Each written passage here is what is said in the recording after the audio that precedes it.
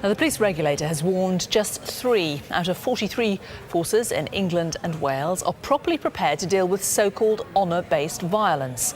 Our social affairs editor, IKWRO, reports.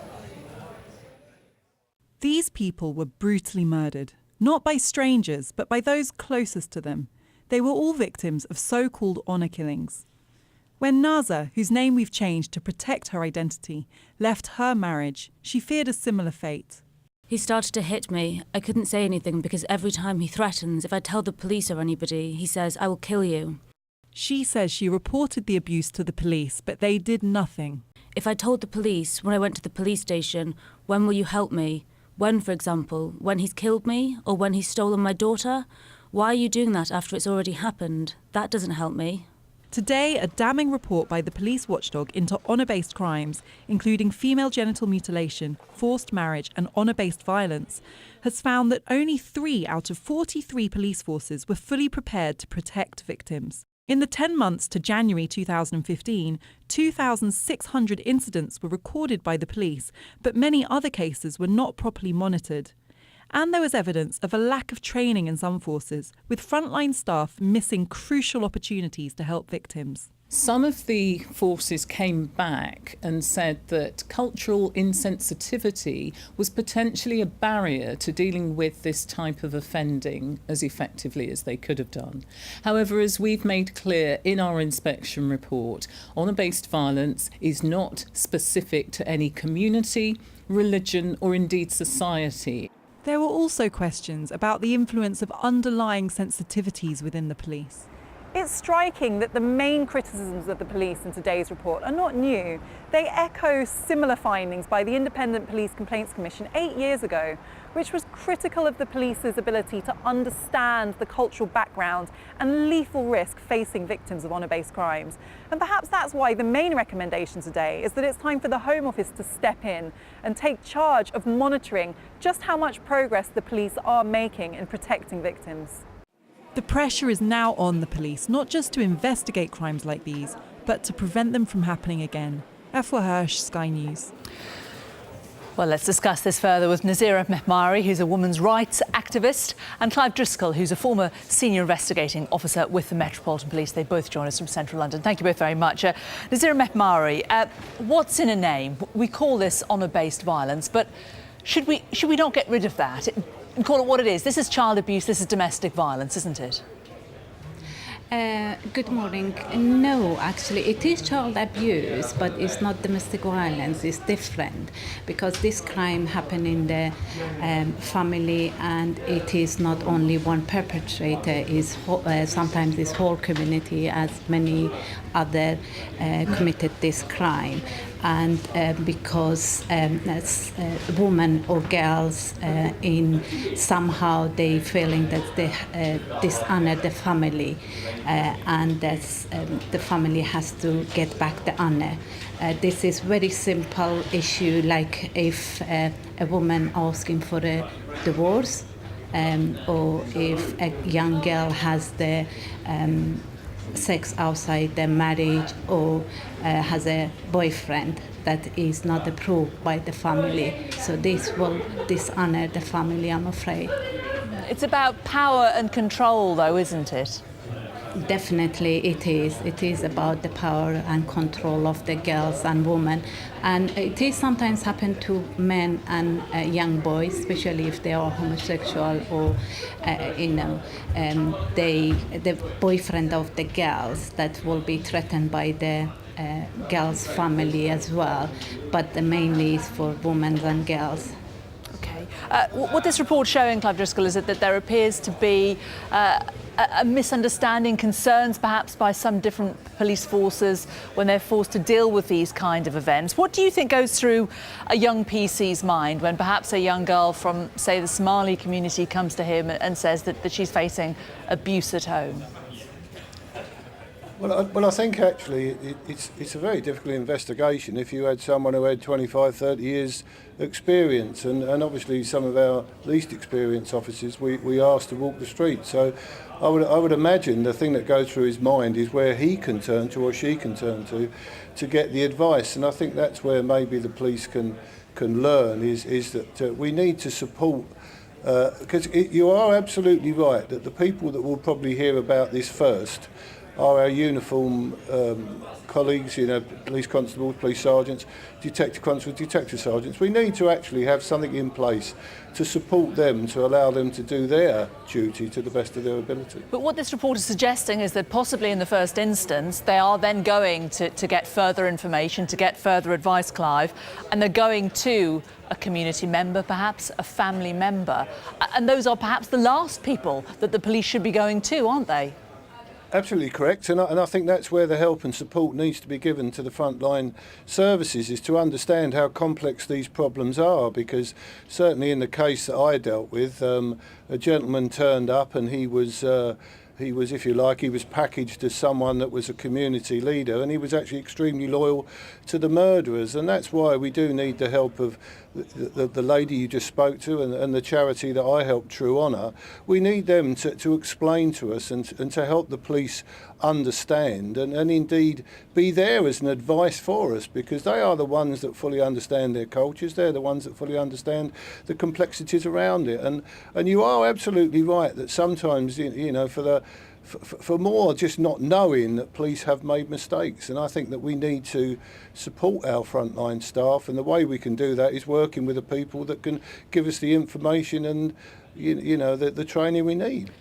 Nazira Mehmari, it takes an enormous amount of guts, doesn't it, for a 16-year-old girl who's perhaps being placed into a forced marriage by her family to come forward, to come to the authorities and say, I need help. How damaging is it if then those authorities, if then those police do talk to the wrong people and actually make life worse for her? It is very dangerous, and the police, if they trying to contact her family or someone in the community or community leader, it will put the girls much more in danger than the risk. These girls that come to seek help from the police, it may have the only chance to come out and asking for help. If the police contact the family or community leader or anyone that's around her family, the family will find out that she has dishonored the family by going to police and asking for help. So, as I said, this girl has only one chance, and that's one mistake by police maybe risk her life. The police don't want to make mistakes, do they? They're not setting out to do it on purpose, Nazira. There is the concern that they are being definitely culturally insensitive, as one of the things that this report raises. I mean, what should the police be doing? On the one hand, people like yourself are saying they need to be understanding, they need to have more cultural sensitivities, but if they then go to members of that community, perhaps to get that help, that guidance, they're in the position of possibly talking to the wrong person. It is police have to believe the person that they're going to them and asking for help. Police needs more training and raising awareness of the forces to understand the issue, and police should contact the organization, for example, like us as Iranian and Kurdish Women's Rights Organization and many other women's organizations who deals with this issue.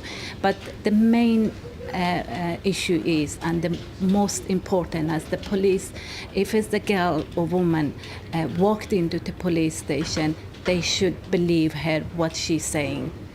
Clive Driscoll, you talked about the fact that, not even young officers, but officers with 25 years of experience find these cases very difficult to deal with. What is the solution as far as the police is concerned? Do you think we need to have specialist teams who actually really, really specialise in this kind of crime that can be deployed, perhaps, with these kind of allegations?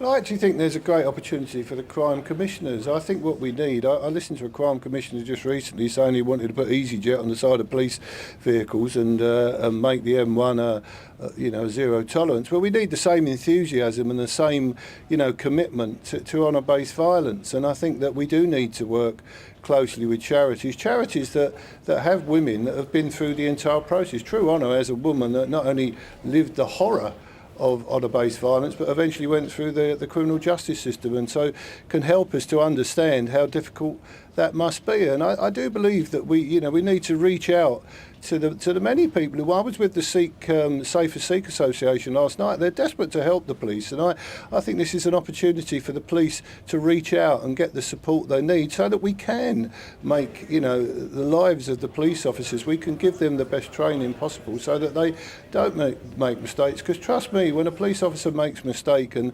sees someone harmed or injured, or even worse, murder, that's something that stays with them forever. So we need to be supporting our staff, and the best way to do it is to speak to the various agencies who are incredibly helpful to us and want to help us get better.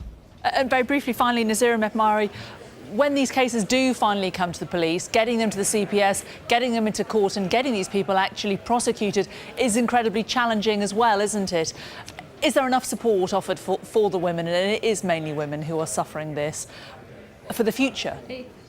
It is, I could say, it is not enough support, to be honest. And places like a safe accommodation, because the honor-based violence and honor killing, it is the kind that hardly go away.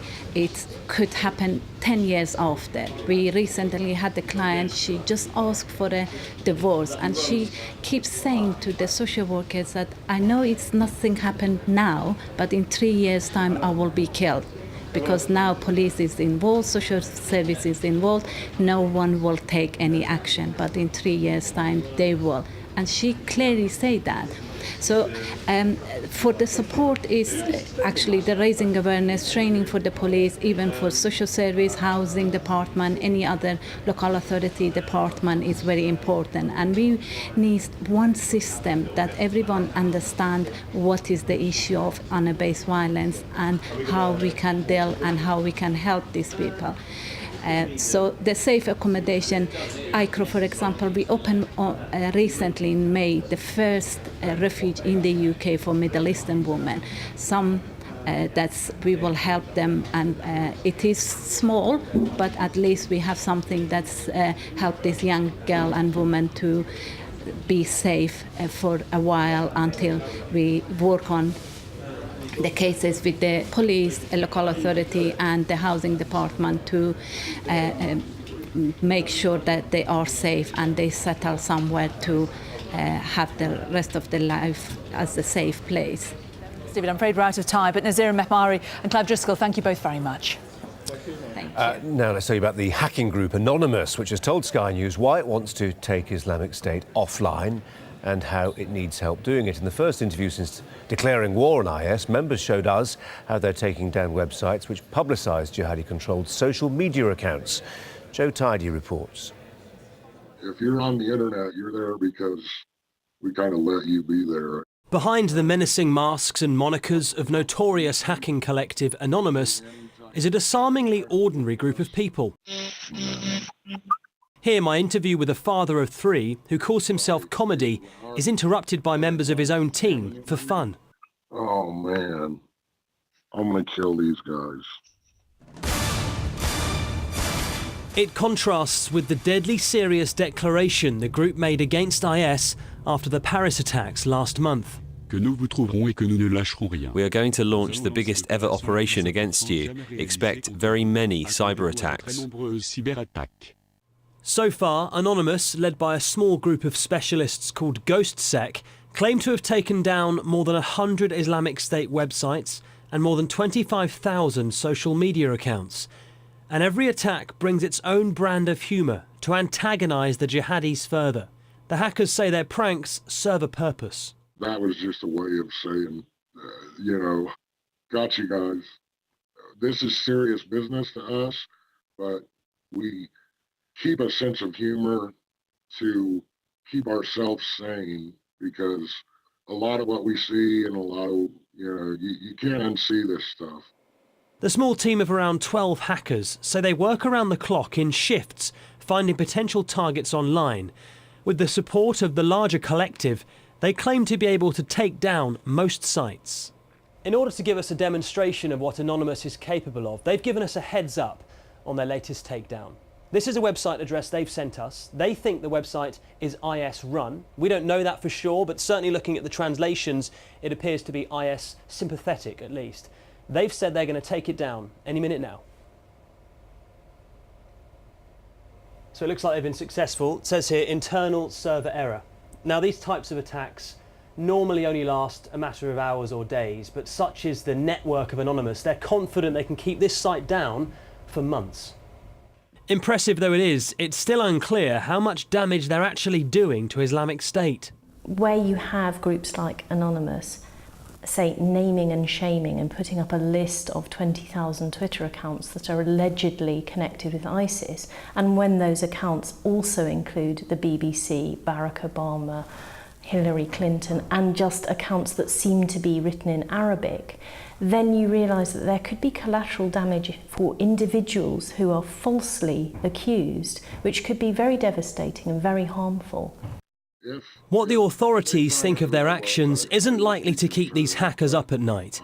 They say they're struggling to keep up with the newer, better protected sites that are being created all the time, and the security services aren't doing enough. They're either ignoring it, or they don't know how to do it, or they don't have the time, or they don't have the manpower. I guess if I had to do this as a job, I would do it for 8 hours a day and go home and forget about it. But we see it as more of a passion, and about the only break we get is sleeping. The reach of Anonymous can't be underestimated. But it seems they may have met their match in the equally prolific and enterprising enemy that is Islamic State. Joe Tidy, Sky News.